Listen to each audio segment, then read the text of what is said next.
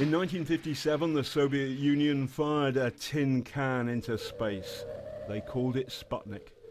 It wasn't so much what it did. The first satellite did nothing except go beep, beep, beep. But what it represented, the triumph of Russian will over the West. We're in the middle of a new Cold War, at least it feels like that. The weapons, not bullets or bombs, but information. And I've come here to Edinburgh, which in this surreal conflict is fast becoming a new front line.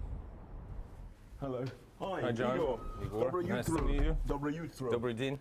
Good day. Welcome. Sputnik UK is, some say, a Russian propaganda machine.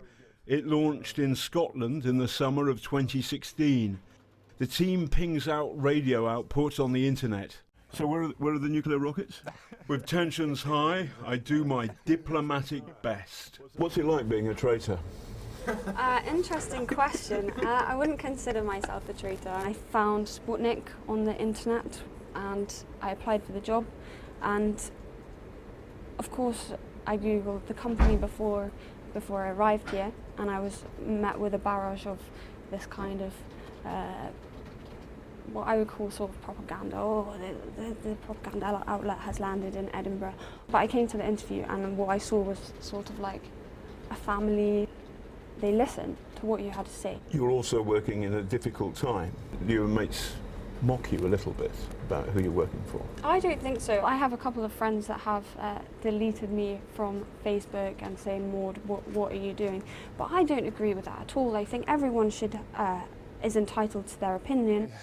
So today's agenda, I see Maud is doing a story on Facebook. Your MPs have denounced Sputnik as pseudo-news, an instrument of the Russian state. Oksana Brajnik used to advise a Putin trustee, but she wouldn't talk to us on camera. She kept a close watch, mind.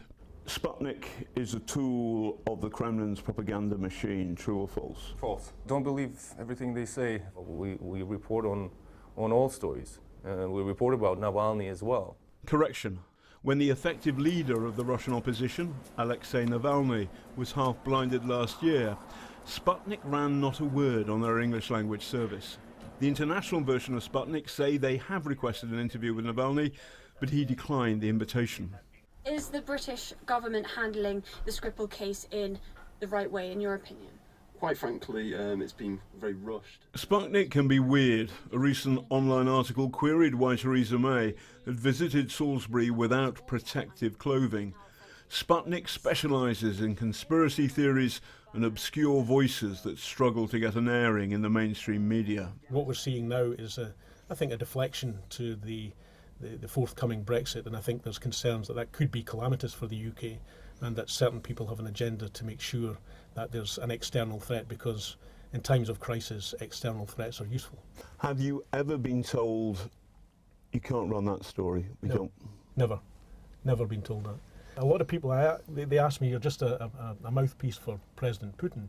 And I ask them, well, how do you think that operates in practice, that we sit down in the boardroom and we get a television conference call from President Putin who tells us what to do? It would be great. It would be much easier for us if that happened. We just got a fax through from Moscow and said, you will read this. Unfortunately, it's not like that.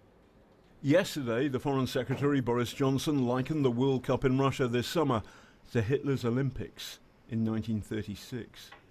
It's that sort of talk that's led some to raise a prospect of banning Russian state-funded news from the UK. It would be a very retrograde step for the UK to do, because normally it's only totalitarian regimes that close down media that they deem hostile to what they're about.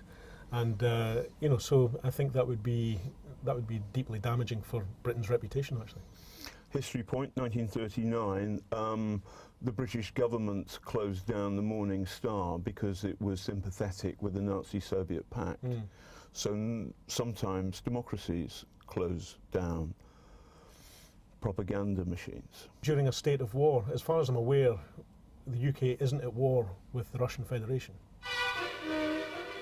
Sputnik UK is well named. It's a tin can that broadcasts its curious one-note message to the universe. Beep, beep, beep, beep.